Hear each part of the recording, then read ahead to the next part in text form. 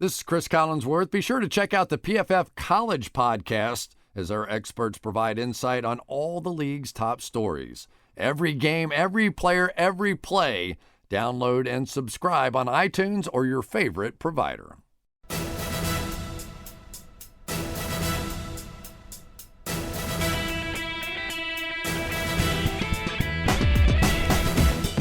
Hello and welcome back to the PFF podcast. After the divisional round of the playoffs, we are down to 4.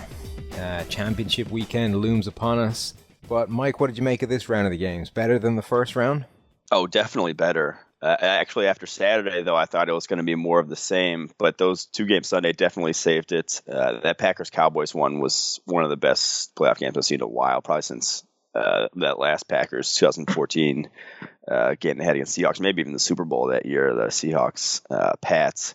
And then the Steelers Chiefs was a good one as well. That 2-point conversion callback was, I did not see that coming. That was right down to the wire. I still can't believe it was that close. It felt like the Steelers dominated all game long, but the Chiefs had a chance there at the end. So definitely a better week than we saw last week in the wild card round. How did you fare in the crappy bets this week? Because that Kansas City game cost me not 1 but 2 4-way parlays that would have made me some reasonable amount of money.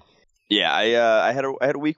It was a little worse. I went 1-3 in my crappy bets. The Sunday ones kind of got to me. I looked like I was going to cover at a time that Seahawks Falcons won, but it just got away. So they were still crappy. Yeah, they lived up to their namesake. Nice. Well, they've been demoted then because we upgraded them briefly to mediocre. Oh yeah, they were mediocre. Now they're relegated back down to crappy after this week. Well, let's go through all the games again. This is playoffs. We're down only 4 weeks, so we can actually do some reviewing on our review podcast. So let's start with that first game, the Seahawks and the Atlanta Falcons. This was, the closer we got to this game, the more it looked like this is kind of the way it would go, which is Seattle just couldn't really stop that Atlanta offense, and they weren't going to have enough on their side to answer. Yeah, we saw it again, and that we saw the same thing we saw the first game matchup between these two. Just coverage busts on the back end that led to points. Obviously, the most notable being that Coleman wheel route for a touchdown where no one was in sight. But they had a few other ones throughout the game. It looked like Cam Chancellor had one earlier than that. But the Seahawks offensive line, again, it came down to the Seahawks offensive line. They didn't play terribly, but when you look at the fact that Russell Wilson was under pressure 41% of his snaps in this game, and on those plays, he went 2 for 11 for 43 yards. You just 41% of your snaps under pressure is just not a winning recipe in the NFL. And when you compare that to the other offensive line performances that did end up winning around the NFL this week, it was night and day. It's interesting. All 4 of the remaining teams have offensive lines that finished in the top 10 of our PFF offensive line rankings that we ended the season with last week. So as much as everyone kind of, I don't think it's always been true in the last few years. You know, you've been able to win in spite of some poor offensive line, certainly if you've got the right quarterback.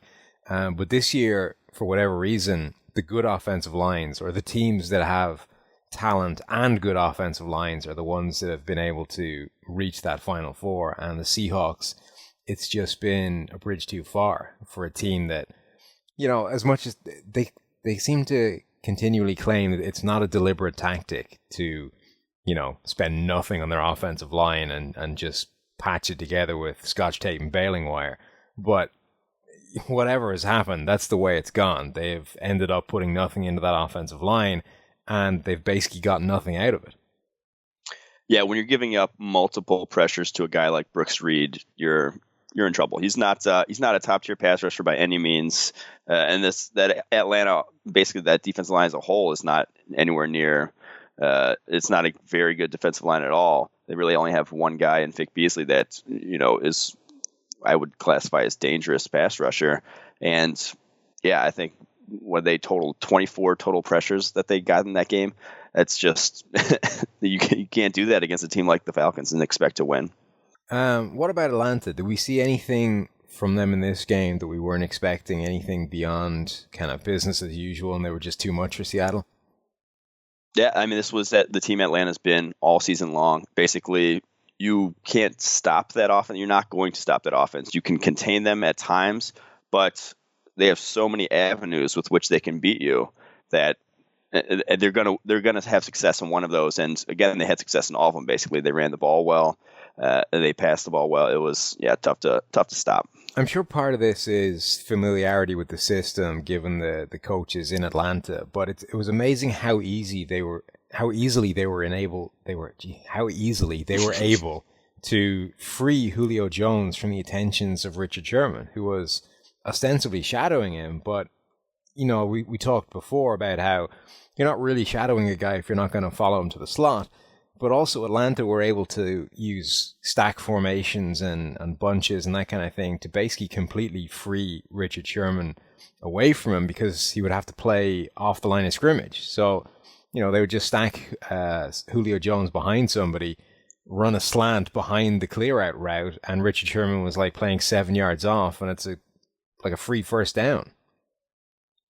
Yeah, I mean, I don't blame Seattle for not following him. I mean, even at the end of the game, when all was said and done, they didn't lose because of Julio Jones. He had a fine game, but they didn't get, it wasn't the Panthers game where you lost because Julio basically owned you. They lost because they couldn't cover basically any of the wide receivers all day.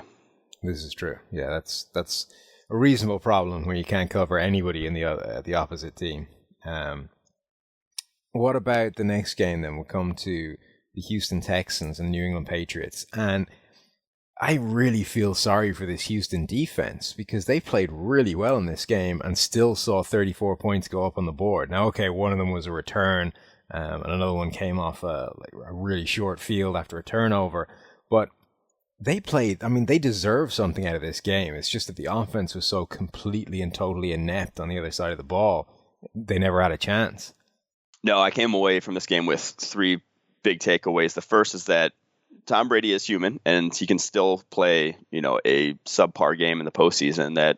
So they're not unstoppable, this team. The second big takeaway is the fact that Brock Osweiler just should not be the starting quarterback for the Texans next season. You can't, if you go into 2017 with him as your starter, Texans fans should, and have very good reason to be upset. I would, it's a lost season again if you have him as their starter. So that's the second big takeaway. And then the third one was, it still is a little terrifying to me that the Pats can look as out of sync as they did offensively and still win by 18 points and really not have it be a close game down the stretch. I think so much of that was that defense just got fatigued by the end of it. I mean, it was getting nothing from the offense. It was just plugging away. They were doing a pretty good job, and then eventually late on, it just ran away from them. They just couldn't stop it anymore. But I mean, for such a long stretch of that game, they were doing such a good job. Whitney Merciless was a real force against that entire offensive line, really. He was all over the field. Jadeveon Clowney, again, was making some ridiculous plays against the run where he's just tossing guys to the side and wrecking plays in the backfield. Even Vince Wilfork was making some plays in the middle there. That defense looked really, really good. This is the first time this season that I've really, really been impressed by that Houston defense. I mean, we've talked before about how they're good, but I mean, they really deserve something out of this game.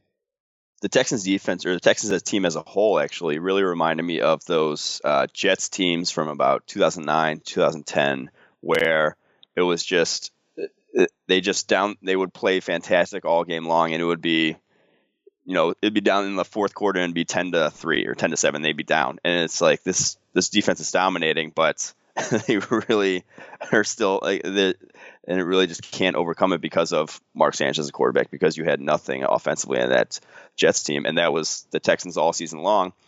You make the playoffs, you get this far, but it had nothing to do with what they did offensively. Just atrocious. And then the truly ridiculous thing is, every now and again, Brock Osweiler actually launched a really good pass, and as soon as he did that, the Texans receivers dropped it. I mean, Will Fuller had one of those Will Fuller plays where he's behind the defender, he's got a ball coming in over his shoulder, drops into his hands, and then drops through his hands to the floor. And that was the play that everyone hated when they looked at Will Fuller tape in college. You looked at this guy that could run off. You hate it. I didn't mind it. A lot of people hated it. I certainly hated it because it happens in a game like that, and it makes you want to scream. You look at this guy, and he's got a touchdown, and the ball hits him in the hands, drops straight through them. Yeah, I mean, what do you do with Brock Osweiler? I mean, you say you can't roll into next season with him as starter, but you're basically tied to him on the roster. So they can't really cut him because they're talking about all $37 million being a dead cap space if they do it before June. If they do it after June, it's still $25 million. You're basically stuck with him on the roster. At which point, like, I mean, is this like a sort of an open competition in inverted commas with Tom Savage in the offseason, and then you just roll into the year with one of those guys as your starter and then blow it all up the next year? You have to cut him. They have to cut him. Do it the post June 1st. Whatever. Take the cap hits. Whatever. It doesn't matter. You can't give away money to a guy who absolutely does not deserve it. That just sets an awful precedent. I mean, they already gave him enough money. You cannot give him any more money at this point with how just awful he's been at starting quarterback. He's just truly been like transcendently bad for how much they paid him. Man, one of the all-time worst personnel decisions. Yes, hands down. That's asking an awful lot for a front office to accept $25 million of dead cap space 1 year into a deal that you just handed a guy.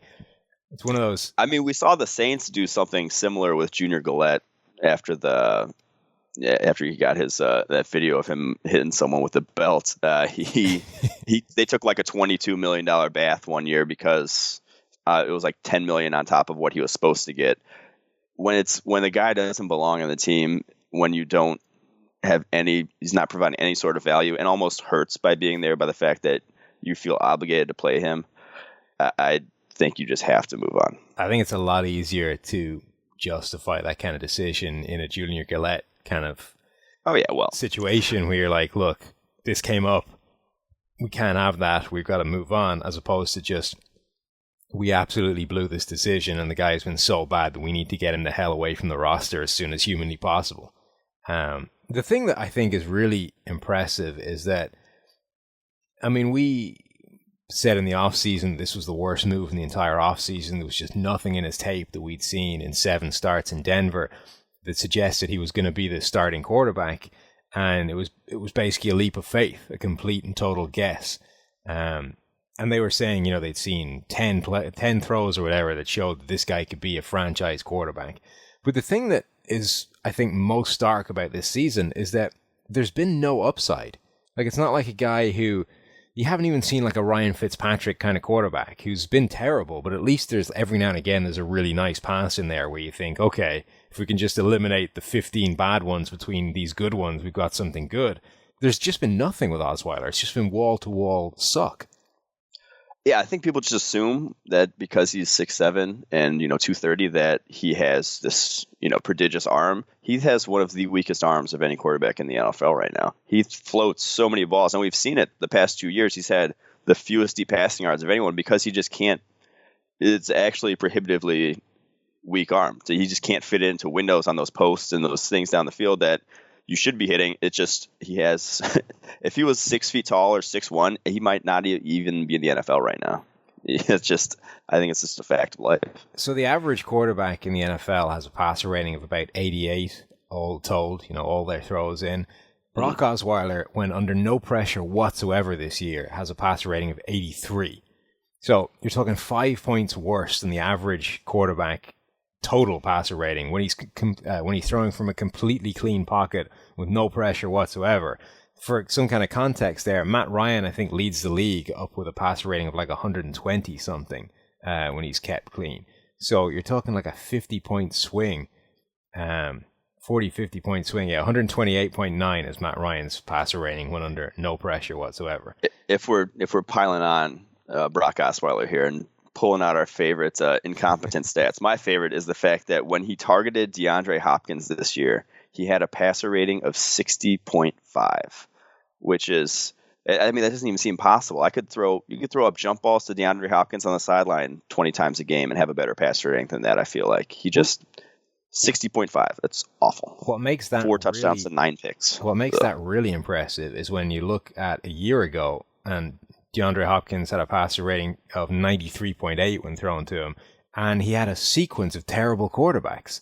Like, they had a quarterback nightmare problem last year, and he was 30 points better than Brock Osweiler's managed. I mean, he is plumbing staggering depths for anybody, let alone a guy that was handed, $37 million guaranteed dollars to try and fix the whole problem there. We should probably get off Brock. I don't know. It's done. I think there's more mileage there, but yeah, let's go to the next game. What was Green Bay and Dallas was first after they moved that other game. This obviously was the game of the weekend. It was, I think, probably the game that everyone was looking forward to as well. The biggest game, the red hot Aaron Rodgers going up against the rookie-led Dallas Cowboys with Zeke Elliott and Dak Prescott. And it kind of lived up to its billing. I mean, the Packers looked like they were going to blow them out of the water early, but Dallas came back at them. Dak Prescott made some plays. Des Bryant made some plays. They got some stops on defense. And in the end, it came down to three, I guess, ridiculously long field goals to avoid overtime and sneak a win. Yeah, that was basically field goal kicker porn there at the end, that last 2 minutes. That was about as three, maybe four. I mean, four if you count the timeout field goal from Mason Crosby. That was probably one of the most clutch performances from a kicker in probably NFL history. I can't remember a guy making two 50-plus yarders under 2 minutes. But the funniest thing, I was watching this game and watching people on Twitter, how many people, when it was 21-3, were saying that it was over the game was over. Had they not seen the Packers defense this year? I mean, it was far from over. That needed to get out to about 35-3 before I would have said, hey, this is probably over. Just because, and immediately after it got 21-3, that next drive for the Cowboys was 3 plays, 80 yards or something like that, right down the field. Two bombs to Des Bryant, and it wasn't a touchdown. The Packers secondary is, I mean, they snuck away with one in this one. They had to go up early, because if they got down early at all, the Cowboys had the option to run or pass all game long instead of having to pass mostly, which is what they did in the second half. Cowboys could have ran away with this one. The Packers really can't believe they ended up pulling it out in the end. When it came right down to it, when it was 28-28 there, I thought for sure the Cowboys were going to end up taking it in overtime. It's interesting. We've talked before about how teams, I think, panic too soon in a game and go away from everything they want to do because they're more than 14 points down, and it feels bad. You go into this situation and suddenly you're facing a huge hole. You can't stop their offense. You assume that you're never going to be able to stop their offense, and they're just going to keep putting 7 on the board every time they have a drive, and you feel like you have to answer. So you abandon everything you want to do, and you just panic and go into this chase the game mode. But that game showed that, even when Dallas got down that big, it just took one drive. They put 7 on. The next drive, they got a stop, and suddenly you're right back in business. You didn't really need to do anything. Now, okay, they got that first drive through, like you say, a few bombs to Des Bryant. It wasn't like they went back to sort of opening drive territory, the slow, methodical thing. But even if they'd maintained, what worked, they got down the field and they scored in that drive, the game can come back to you so quickly that you really don't need to panic when you go down in a hole that deep, that early. To be fair, though, passing every down against the Packers defense, not really too bad of a strategy. No, that's what they had going out there. I really can't. One of the biggest disappointments for me this season is Demarius Randall, the Green Bay Packers' second-year cornerback. He looked promising as a rookie. He has been awful, like legitimately awful. Now that we're going to keep harping on guys who have been awful this year, but he is the 5th lowest graded cornerback this year. I know he's dealt with some injuries, but in this one, him and Ladarius Gunter combined to allow 12 of 16 targets for 144 yards and 3 touchdowns. That's a passer rating of 156.25. Randall just doesn't break on routes. He grounds his cuts so much. I haven't seen him break on a route since like week 3. I don't know what's going on, but that secondary is against the Falcons. It's going to be a scary type of shootout. I like this. This is turning into a kind of cathartic, just a hammering session on bad players. I tell you, here, let's go for another one. Clay Matthews has kind of really quite quietly gone from being a truly impressive, dominant pass rusher to a guy who is just a guy. And I don't think that was encapsulated any better. I mean, he used to be a guy that would legitimately wreck offenses. You know, he could get in there, he would disrupt plays consistently, whether it was the run or the pass.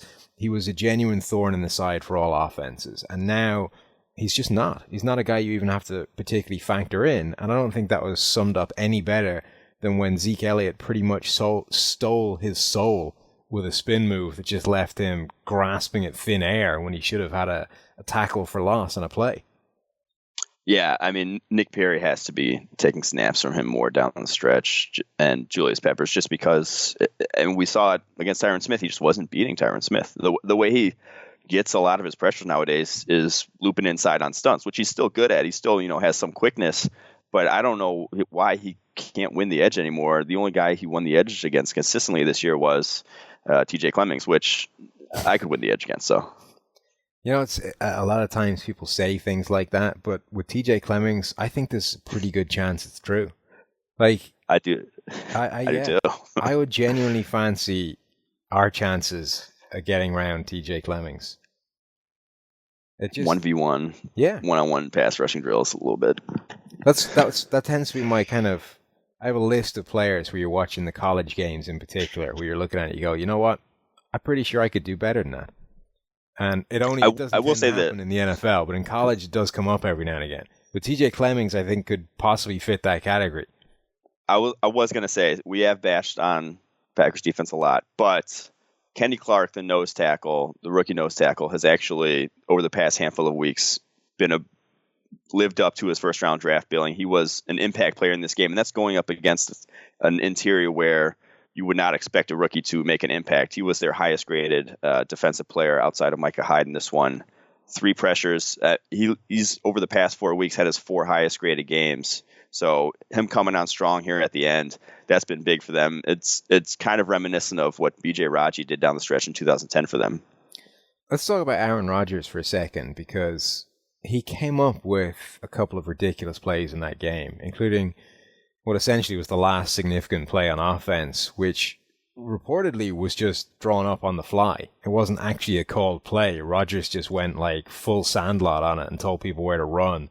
Then you could see him doing it in the huddle too. He he did the over route. He said it was pointing at Cook, and he did the over route kind of hand gesture, and it's crazy that it worked. Yeah, perfectly. Bails in the pocket, runs out to the left, fires the ball to the sideline, lands it perfectly exactly where it needs to go. But that game was interesting because we saw why teams don't try and get after him too much in the pocket, because it seemed that every time he broke contain and got outside the pocket, he's just able to flick the ball and hit receivers in ways that other people just can't do. I mean, it's a freaky level of velocity that he's able to put on those balls on the run and just fire them to receivers. Yeah, it was basically every single time one of the defensive ends for the Cowboys went for an inside move against the Packers tackles, Rodgers just wide open. Rodgers just gets out to the edge, and then he has 4 more seconds than he would have had he stayed in the pocket. You can't go inside move. The tackles invite the inside move. They overset hard to make sure, hey, if you want to go inside, we're just going to give Aaron Rodgers all day to work on the edge. And yeah, he killed them when he got outside. But interestingly, they did have some success when they blitzed him, which is not usually something that affects Aaron Rodgers. In this game, when they did blitz, Aaron Rodgers had a passer rating at just 65.4. When they didn't blitz, it was 113.4. So it was pretty stark in terms of, which one is having an effect and which one isn't. And usually Rodgers carves up the blitz pretty effectively, but Dallas were bringing some pressure from a lot of strange places, defensive backs and guys coming from strange angles, and it did get to him. Yeah, I like basically their defensive, game plan, to where they weren't bringing linebackers right up the middle. They weren't making it obvious that they're coming into Rodgers' face. Almost all the time when they did bring the blitz, it was corner coming off the slot and then having a safety roll down to replace, his man in the slot. And at that point, then Rodgers is going to have to get it out quick, because the offensive lineman's not picking up a corner out of the slot. That's usually going to be your running back, fullback, someone like that. And so that sort of pressure leaves you more vulnerable as a defense, but it also probably will get home quicker just because back on corner is just usually is just going to get home quicker than a linebacker right up the gut. And we saw the interesting thing from the Dallas perspective is I thought both Dak Prescott and Zeke Elliott, the two rookies that have basically carried them all season long, in addition to the offensive line, those two guys both played well. I mean, Zeke Elliott was just consistently chewing off big chunks of yardage, dragging guys for an extra 3 yards every single carry. Prescott definitely had his struggles, but he also made some pretty nice plays in that game. Yeah, if you want to, you really can't blame the Cowboys offense for what they did. They scored 31 points on fairly limited possessions, with one of their drives getting basically derailed by that interesting unsportsmanlike conduct penalty that I had truthfully never even heard of prior to that game. So you really can't blame what they did offensively. All their kind of struggles, so to speak, came on the other side of the ball. Tell you what's interesting about that penalty is how severe it is. I mean, that seems 15 like yards. What the hell is with that? That seems like the kind of penalty, it's a false start kind of penalty. It's a procedure thing. It's the reasoning behind it is probably so that you're not trying to trick the opposing. It's basically you can't have a guy in the huddle who then runs out, and as a defense, you need to know the personnel that's in there and that sort of stuff. You're tricking them, but at the same time, you'd be better off with 12 men staying in there and then just getting 5 yards for that. Which, but I think it'd be better off if you never ran off the field in the first place. It's the kind of thing where I think you could easily dissuade that kind of trickery with a 5-yard penalty. It's not the kind of thing that you're going to get away with. So you just need to make it a penalty. It doesn't need to be a dramatically severe one. But that's false start. That's delay of game. That's something insignificant that, yes, it's a penalty. We're going to throw a flag and we're going to walk you back 5 yards.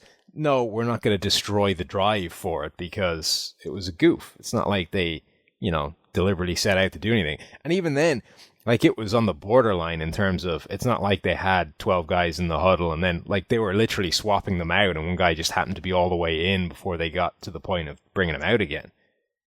Yeah, and it's interesting to me that it was like you would let the play run still because the offense has, no chance of getting anything. They can only lose by turning the ball over. So I'm not sure why it wouldn't just blow the play dead at that point. So, that was a bit of a bizarre one. What about on defense where, we've talked about the difficulties of trying to contain Rodgers and even rush the guy and actually get anything successful going. What about the back end? How did that coverage unit hold up for Dallas, given what they were facing?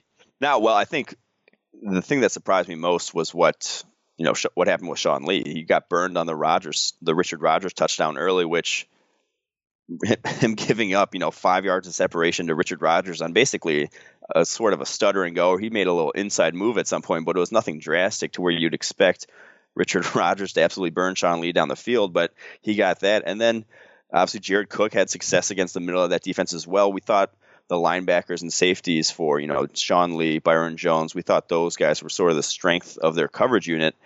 And they both had, some of their worst games of the year. So that was really surprising to me. Byron Jones gave up over 100 yards on the game, which was, he's been one of the best safeties in the NFL, one of the most, best matchup safeties to where you can use him actually guarding a tight end in the box. And he just didn't hold up against Cook.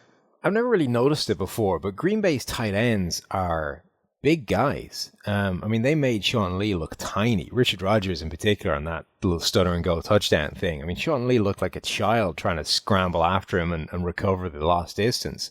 And he, they've got Rodgers has 20 pounds on Sean Lee, and even Jared Cook, who's seen as this kind of, small receiving tight end, is still 6'5", 245, that kind of size. Those guys are actually big, and it's the first game where I've really noticed the size advantage they have over some of the guys trying to cover them.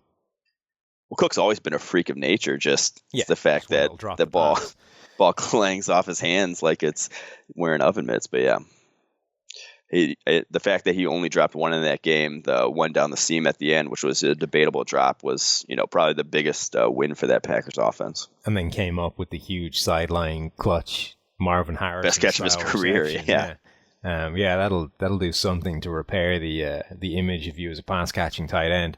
And then the final game of the weekend was the Pittsburgh Steelers at the Kansas City Chiefs. Moved to Sunday Night Football because of the fears over the weather. Though apparently they were never concerned about it actually screwing up conditions on the field. It was just that everything around the stadium would be covered in ice, and they were worried about fans, killing themselves on the way to the stadium, that kind of thing.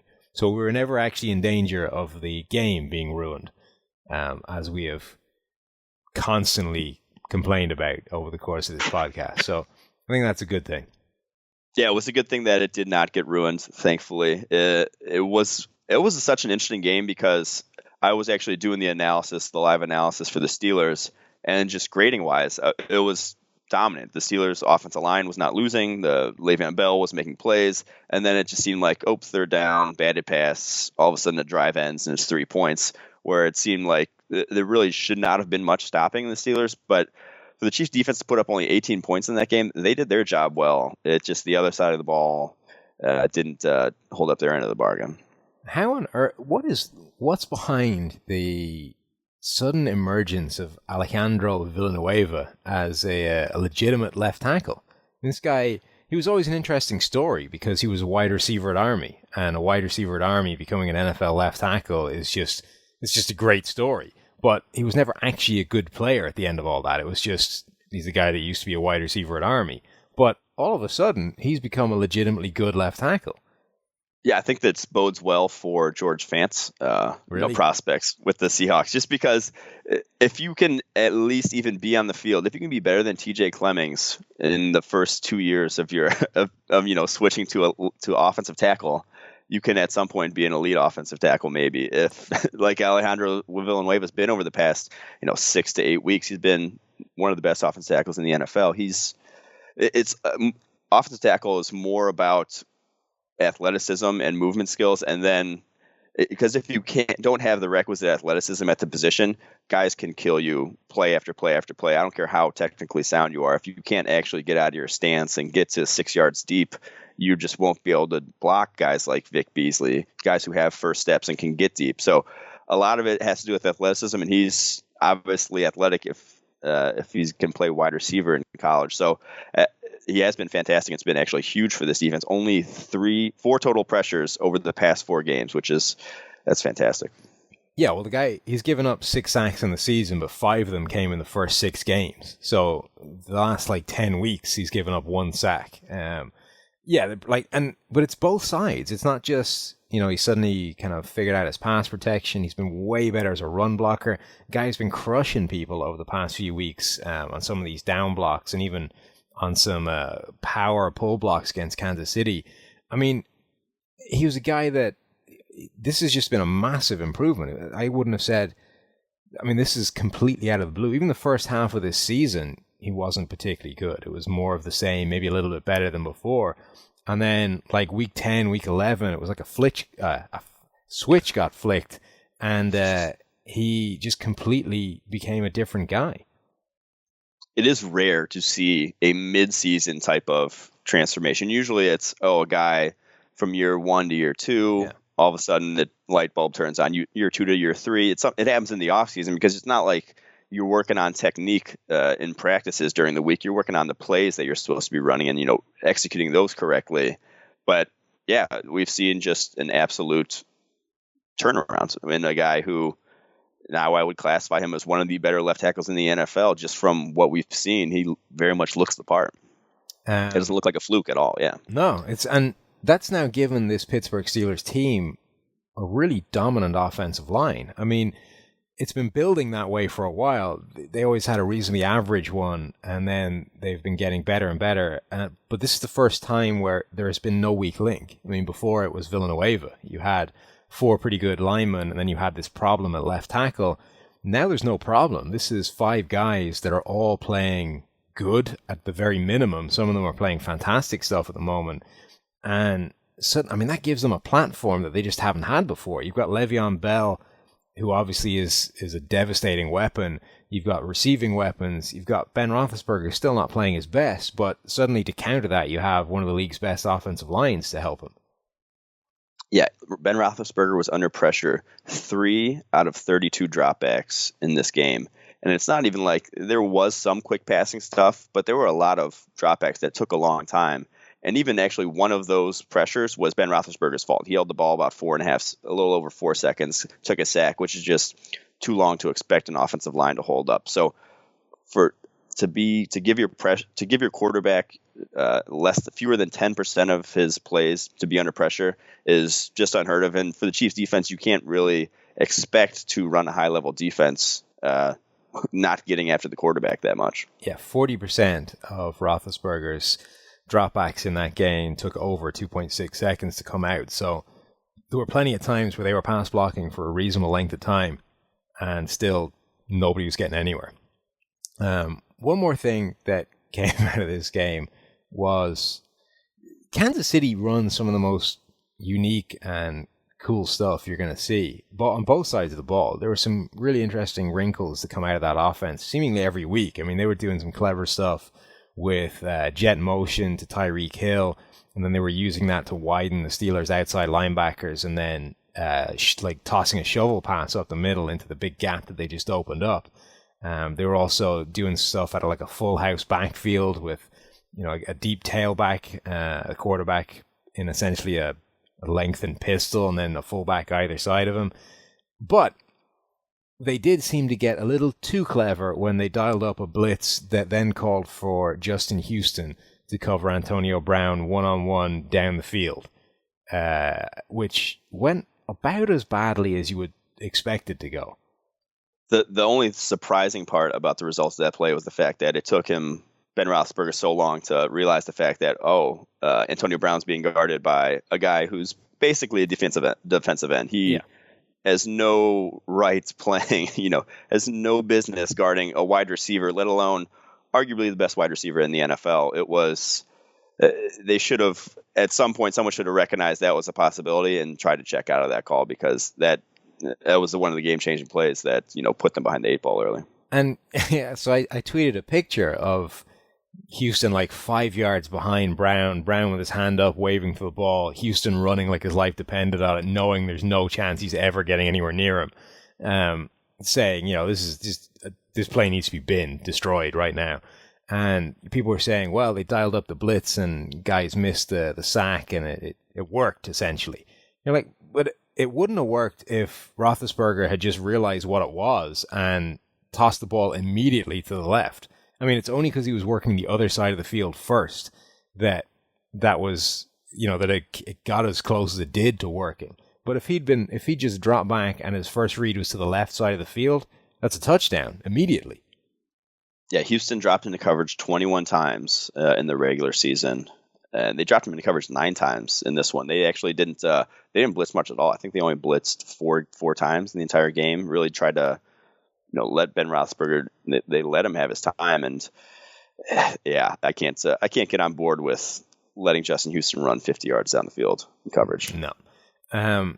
How much of I don't want to say a loss because he played in the game, but how much of a problem was not having Tamba Hali 100% and having to kind of lean on D Ford as a starter along with Justin Houston? I mean, Houston didn't do anything in the game either, but Houston and Tamba Hali is a combination that you can usually expect to generate some pressure. Houston and D Ford is a lot more of a lottery. You don't really know what you're going to get from D Ford in any given game.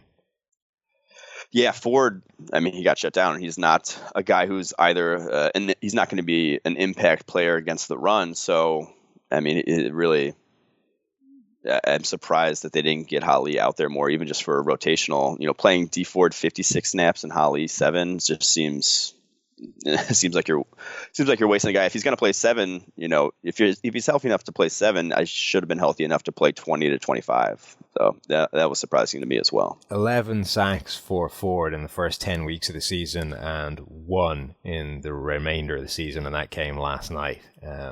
Or last night, yeah. Mm-hmm. We were talking about this guy that had developed. I mean, for the first half of the season, it was kind of like a Vic Beasley story where you'd got this guy that had never really shown it as a pass rusher. Suddenly he was one of the league's best. And we were making the point that it was coming almost entirely against bad right tackles. And there's value to that. It's not necessarily a bad thing, but it does mean that when you come up against good good right tackles, good tackles generally, because he's played both sides, it's probably not going to happen. And we kind of saw that down the stretch where you saw a sequence of better players, Atlanta, Tennessee. Bizarrely, he got the best game out of Joe Barksdale's season against San Diego, and he just couldn't do it. Yeah, one pressure over the last 2 weeks, and that was a sack, and that was what we deemed a cleanup sack because it came, pretty late. So, that we did also get some closure to the great Alex Smith debate, the schism that we were on either side of, and it turns out that the Chiefs, in fact, couldn't win the Super Bowl this season with Alex Smith. Well, maybe if Travis Kelce could catch the ball down the field, we'd be in a different spot right now. Or no, Alex I know Smith didn't try and lead Chris Conley to death and down the middle of the field late on as well. That probably didn't help. He did not have a great game, but I don't think he was the reason they lost. No, but I agree with you there. He didn't open it up, so to speak. He was still, checking down when maybe he could have held out for more down the field. And that's why I said was going to be the issue against Steelers. And unfortunately, it came back to haunt me. I think they did kind of open it up a bit in that game. I mean, he attempted way more deep passes than he ever usually does. I think he had shot 5 times over 20 yards down the field. The problem is that they just weren't successful. I mean, they weren't all his fault either. Like you said, Kelce dropped a horrible pass that was a really big play in that game, or had the potential to be a really big play. He did miss the one to Conley. I mean, kind of. He hit him, but it resulted in Conley getting destroyed by the defensive back, so you can't really call it a win. But they just didn't really get anything out of those 5 deep passes. He got 1 pass for 20 yards, and they needed more than that out of this game. So I agree with you. I don't think they lost this game because of Alex Smith, and I actually think he played a reasonable game. And to be honest, they probably deserved overtime given the way it resulted in the end. What's your take on the holding call that nullified the 2-point, the gimme, the busted coverage in the 2-point thing? I mean, that was the most interesting thing about that play to me, is that the Steelers completely blew the coverage and left the guy just sitting open in the end zone waiting for the ball. This actually leads perfectly into my hot take of the week. So great. Thank you for the segue there, Sam. Hot take of the week is no one commentating or around NFL knows what the hell a holding is. People have to, holding along the offensive line is, fans need to read the rule book about offensive line play and what it says, because there are some obvious caveats in the rule book that describe a lot of situations that happen in the NFL, and people still continue to get it wrong. Let me read to you the excerpt from the rule book that's where it talks about holding. It says holding is not supposed to be called if during a defensive charge a defensive player uses a rip technique. That's what James Harrison used against Eric Schwartz, basically, ripping your arm through the armpit of an offensive lineman. That puts an offensive player in a position that would normally be holding, but then there is the very next line of the rulebook says, exception, holding will be called if a defender's feet are taken away from him by the offensive player's actions. So that was a rip move. It was a holding. It was a place, something that would normally be a hold by the offensive lineman, and it took away his feet. By definition, that's letter of the law holding. I mean, it sucks that it got called in the key situation, but that should have been called. Jeff Schwartz was making the point that it basically wasn't going to affect the play. I mean, Harrison was like 5 yards away from Alex Smith at the time. I think 5 yards is possibly overstating it a little bit, but he wasn't going to get there. It wasn't a rush that was being prevented from getting to the quarterback by this hold. It was just an incidental hold somewhere on the play that wasn't really affecting it. And that should have been reason to let it go because this was a game-defining play. What do you think about that?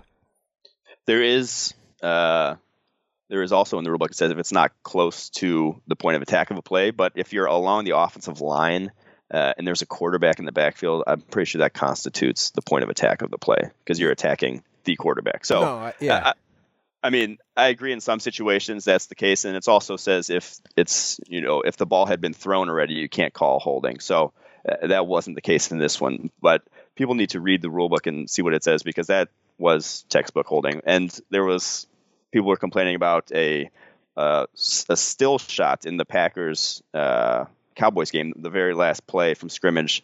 TJ Lang had his hand around the neck of a defensive player. Just having your hand around the neck does not constitute holding. You have to. There's also in the rulebook says there has to be a twist, turn, something like that. Just having them like that is not holding. So I just think people need to read the rulebook. There's a bunch of things. There's a bunch of penalties which you cannot give me still shots to prove anything with. Oh, exactly. Holding is one of them. Pretty much any like pass interference, illegal contact, defensive hold, any coverage penalty like that, a still shot is not going to get it done. The other one is the old still shot of what looks like a gaping hole for a running back. Not buying it if it's a still shot. I need to see that in motion to see what's going on. There's so many different things like that where still shots can show you anything. And I agree, it's not just holding that people don't really understand or a lot of people don't understand how it breaks down, because you need to understand what is allowed before you kind of harp on what's not allowed. So there's, you're allowed essentially grab the guy and hold him as long as your hands are within the frame. That's basically what blocking is these days. And the same with, all those illegal contact and defensive pass interference and all that kind of thing. You were allowed to make contact with a receiver in the route. That's perfectly fine. It's a case of where the line is, where that contact goes over the line and it becomes an impediment to the receiver and impeding him from making his play. And there's a bunch of stuff like that where I think people just think that it's almost like basketball. It's almost like a non-contact sport in this particular area, and it just isn't. But I agree it was a complete textbook hold. It was by the letter of the law. It was perfect. It was a good call. But I'm kind of interested by this idea that it was on a play that was not going to affect the quarterback at all, therefore you let it go. I can kind of see an argument for that. Maybe if it's some inconsequential first down in the second quarter, in the middle of nowhere, doing nothing, all right, fine, throw it. But this is on a 2-point play to tie the game and effectively decide it, and you decide to throw a holding call on a play that's really not affecting the quarterback at all. It's kind of inserting yourself into the play where you really don't need to be there if you're an official. I think there's a reasonable argument that guy can use a bit of judgment and not be the guy that decides the game. I'm sure Jeff Schwartz has no vested interest, though, in the Chiefs winning. No, not right? at all. No. Just messing. I can't see why he would. I can't see why he would want them to win. At least it wasn't on his brother, though. Yeah, it was the other side of the line. So he hasn't got quite that level of invested interest. But that's the games reviewed. But we're going to do a little bit more in this podcast. And today our schedule has been decided entirely by Mike. So Mike has decided that it would be a good idea for us to power rank the remaining teams, the units that they have, the team units on the various teams. So I want to start on the defensive side of the ball because the offense get all the glory usually. Let's power rank the front sevens of the remaining sides. All right, I'll start. At number 1, this is going to be probably controversial, but I really don't think there's any great front sevens left after we saw the Broncos basically ride a front seven to the Super Bowl last year. I don't think that any of these front sevens I'd be afraid of, where you need to game plan around any of these. But I think that the Packers probably own the best one just because along that defensive line, they have 5 or 6 players that can get after the quarterback and can somewhat stop the run, even if their linebackers aren't anything special at this point. So I go Packers 1, Steelers 2, Pats 3, Falcons 4. So safe. It's interesting. I'm going to make the argument that the New England Patriots have the best front seven. It just happens to be one that they're almost like a no-name defense, harking way back into the mists of time. They've actually got a lot of really good players that are just getting things done, and nobody's really giving them credit because they're not putting up monster numbers. There's no giant sack artists on that roster, but they've got a bunch of guys that are generating pressure. The run defense has suddenly become really good with guys like Malcolm Brown. Alan Branch came out of nowhere to have a monster game against Houston. Obviously, Dante Hightower is an excellent linebacker in the middle. I think this is a really well-balanced... Trey Flowers is another guy I think that's come on and become a really impressive and versatile player. And they've got guys that'll move all over that front. They give you problems more or less all over the line, whatever technique they're lining up in. I think that's a really tough defensive front to deal with and just doesn't have the star power. I will give you that it's probably the best run stuffing front of all these. I can't get on board with your point about pass rushing. I just think I don't want to say too slow, but they can get after the quarterback at times, but it's going to be after 3. They don't have pure speed guys. They don't have anyone who's going to, get that quick pressure that could turn around, that make a big play. So I don't think it's a bad front seven by any means, but I still think the Steelers and the Packers offer more from a pass rushing perspective. Yeah, the Steelers one I'm still a little bit underwhelmed by. I think Bud Dupree had an excellent game against Kansas City, but I'm still not really seeing a whole lot from all I think they have the best. I mean, they have the most dynamic defensive lineman though, at the time, and which is James Harrison, which is amazing to say. Still, we already covered that, but I still think he's probably the best defensive lineman that anyone has at this point. I'd say they certainly have the most potential. Like if everyone hits on all cylinders, that defensive front can be really good. It's just the number of times where that actually happens is a lot smaller than it should be.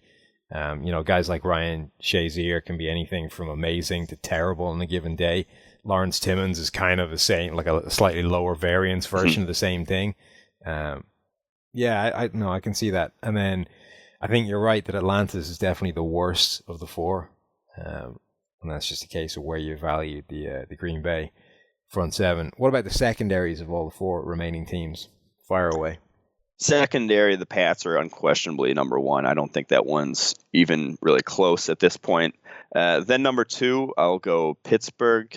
I really like their starting corners, William Gay and Ross Cockrell. I think they're very intelligent. They rarely get beat for big plays. So I like that. I like those guys. And then Falcons number 3. And I mean, obviously the Packers number 4 at this point.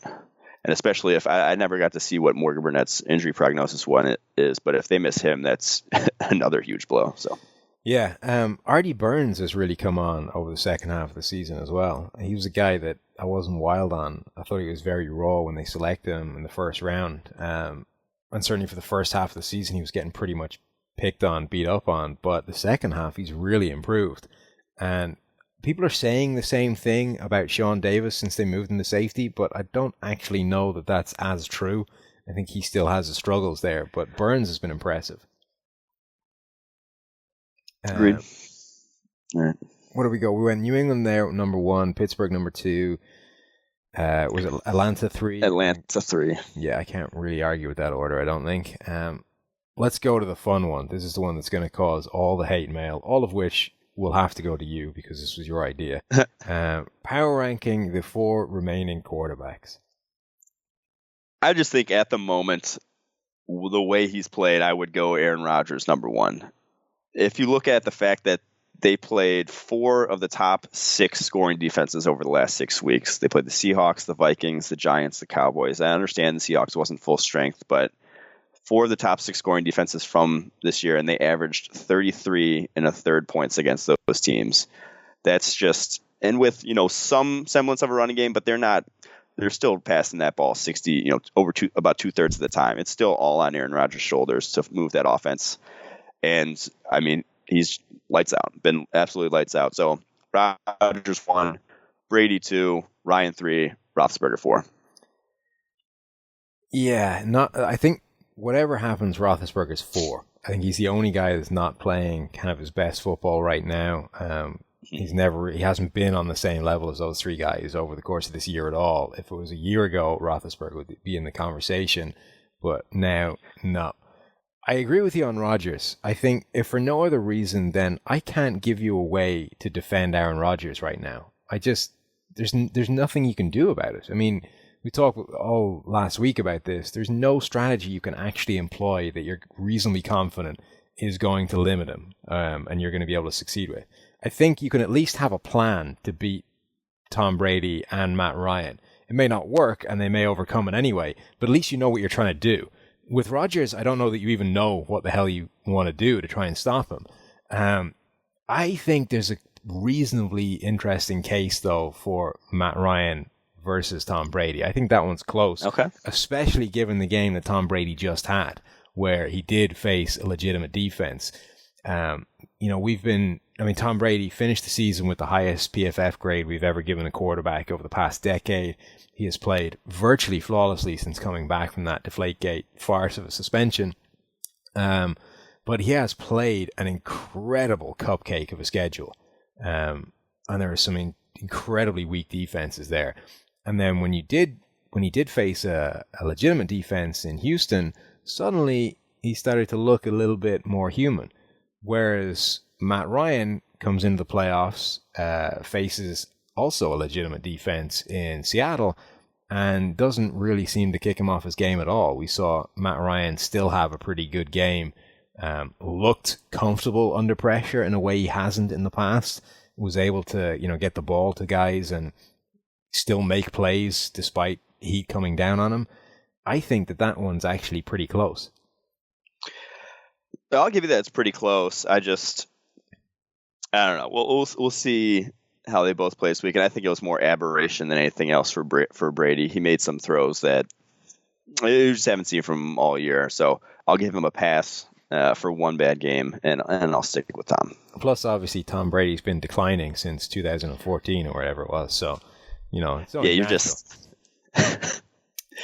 What about power ranking the running backs? This one, obviously, let's go for the kind of the backfield, I guess, because Atlanta are more of a committee kind of team. Obviously, Le'Veon Bell, number one. That's not even really a debate at this point. Then Atlanta, number two, with Devontae Freeman there, and Tevin Coleman, who's been one of the better, weapons. That's the way they deploy him as the number two running back has been probably one of the most productive number two running backs in the NFL this year. And then number three, I'm going to go the Packers, Ty Montgomery. Even Aaron Ripkowski, who's ran the ball fairly well. I think that we saw it against the Cowboys. They had him a few times on double moves there once they split him wide against guys who, if he was still a wide receiver, you wouldn't be guarding him with. But he can he can, do a lot of things that Le'Veon Bell can do in that regard, moving from backfield to split wide and still have success. And then probably the three-headed monster there in New England is probably number four, even though they're still, I'd still be happy if I were the Patriots to have them as my running back unit. As much as I love Ty Montgomery, I think I would flip your 3 and 4. I think just the diversity of the backfield, as much as anything else that New England can deploy, they can go, power heavy with LeGarrette Blount all game long and give him 35 carries, and you can still have a huge game. You can become like a scat back team with Dion Lewis, and then you've got, other weapons there they can use. I think that's a little bit more, I guess, proven, if nothing else, than Ty Montgomery. But I do think it's really interesting, like you said, what they can do when they start to motion him out of the backfield, because Dallas treated him like a running back. And you lined up, and a few weeks ago, we're only a few weeks from Ty Montgomery being a wide receiver. And if they had him lined up in an empty backfield set with 5 wide, with that personnel grouping, Dallas would not have a linebacker out on the field. They would have an extra defensive back. But because it's Ty Montgomery, before the snap, you treat him as a running back. He motions out out wide or into the slot, and suddenly you see Sean Lee trotting out to cover him. That is a massive mismatch and a problem in terms of how you match up schematically for a defense. And Dallas did start to adjust as the game went on. They stopped sending Sean Lee out to basically play cornerback to cover Montgomery and instead sort of shuffled the whole defense over. But whatever happens, you're ending up with a mismatch of Sean Lee or whatever linebacker trying to cover a legitimate wideout. And I think that's what I've been saying from day one that makes Ty Montgomery potentially such a really interesting weapon, because it just screws up personnel matchups for the team. But so then why'd you rank him fourth? Because I just haven't seen it enough. Like it's definitely an effective weapon, but you've seen the Patriots do those things with Dion Lewis and LeGarrette Blount so much. We still have only seen. I have not seen them do that with LeGarrette Blount. No. I don't mean. I don't mean line him up as a wide receiver. I mean the things that they can do with those guys. But like Ty Montgomery's entire career of carries is still like 100 carries old at this point. Yeah, it's pretty slight, but I've seen 99, enough, in fact. 99, one off. 99 carries for 531 yards. So, yeah, I just need to see a little bit more before I would rank him above there. What about the receiving course? This one's probably the most debatable, and obviously receiving core rankings are always so difficult to differentiate between, quarterback rankings because they impact each other so much. I will go Falcons number 1 though, just because of Julio Jones and then what they have, the complementary sort of chess pieces they have besides him. The Pats probably number 2, Steelers 3, Packers 4. Even though I could be convinced to basically any sort of rankings because they're all fairly similar, especially if Jordy Nelson is back healthy. I was going to say, to what extent does Jordy Nelson impact the Green Bay ranking? Because slightly. I gave it a slight impact when I ranked these because I assumed health, but not full health. There you go. Makes sense. So yeah, even if he comes back. He's playing, but not. Yeah. All right, that makes some sense. Yeah, I can't really argue with that too much. I think this one is pretty close. The next one is fun though. This is the offensive lines. Like I said, all 4 of these teams have a top 10 offensive line according to the rankings that were released at the end of the season. How would you rank them?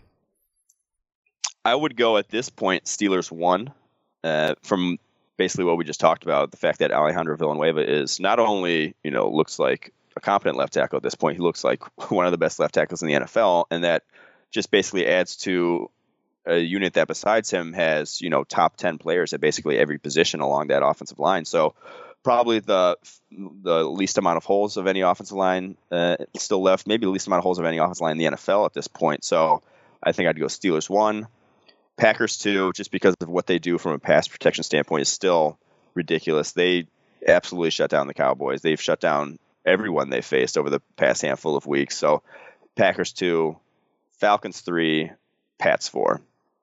Ooh, I agree with 1 and 2. I would flip 3 and 4. I think that New England offensive line is really taking huge steps forward. Interestingly, New England, I will say, has the best double team combo in the entire NFL. I love watching Shaq Mason and Marcus Cannon rip a double team. If they don't move a guy a yard off the line of scrimmage on a double team, it's a surprise. Shaq Mason has been a long time man crush of mine since I was doing all of Georgia Tech's games back in 2014, was it? Mm-hmm. And it was fantastic because you're looking at Georgia Tech and you're looking at linemen. You're not expecting to see anyone that's got any NFL prospects because they run such a ridiculous offense. This triple option thing, 4-point stances every single play. Like their base play is you snap the ball and the linemen basically just torpedo themselves at people's knees. But this guy, Shaq Mason, was playing, and he was able to just destroy people if he got a straight line run at them. And you're thinking, okay, you're going to have to teach him how to pass protect because they basically don't do it. But there's potential there. And Dante Scarnecchia appears to be realizing that, both with him, the job he's done on Marcus Cannon at right tackle. He's got that entire offensive line heading in the right direction. They've got 2 of the best tackles in the NFL over the past few weeks. I can't remember how far back you have to go, but something like the past 6 weeks, they've got the 2, number 1 and number 2 tackles in the NFL. Neither one of them has given up a sack. I think that line is pretty good, and Atlanta also have a pretty good line, somehow end up as number 4 in my list. Yeah, it really is crazy how much offensive line has impacted the playoffs this year. They have absolutely, these teams are winning games and are tough to stop on offense because they're opening up holes, because they're making that, basically running and passing so dynamic for all 4 of these teams. So we're really seeing how much quarterback and O-line play affects the game and how, important both those units are. I'll tell you another thing. I don't think that Pittsburgh only have the best offensive line of the 4 teams remaining. If you were doing it on current form, I think they would have the best line in the entire NFL. I think they ranked number 3 overall in the rankings we did at the end of the season, which kind of factors in the whole year. But in terms of what they're doing right now, or over the past sort of half dozen weeks or so, I think they would leap Dallas and Tennessee into that number 1 spot. There's no hole on that offensive line. All 5 guys are playing at a kind of dominant level right now. Yeah, I mean, I can't can't say I would argue with that too hard. Just the way they played Sunday was one of the best offensive line performances I've seen all year, just considering the front they went against. That's interesting because, heading into these playoffs, as well as Pittsburgh were playing, you wouldn't really have seen them amongst the top one or two contenders, and suddenly they're going to the AFC Championship game with the best offensive line in the game, Le'Veon Bell, Antonio Brown, Ben Roethlisberger not playing at his best yet, and the defense has vastly improved. They're suddenly a really interesting team to try and stop if you're New England, who we've just seen are not the unstoppable, immortal force that we thought they were earlier in the season. So that's going to be fun to preview later in the week with Tuckman. That's it for me and Mike, though, doing a legitimate review again. This is nice. Hopefully you've enjoyed this podcast, and if not, hate tweets all the way. Take it easy, guys. Talk to you later in the week.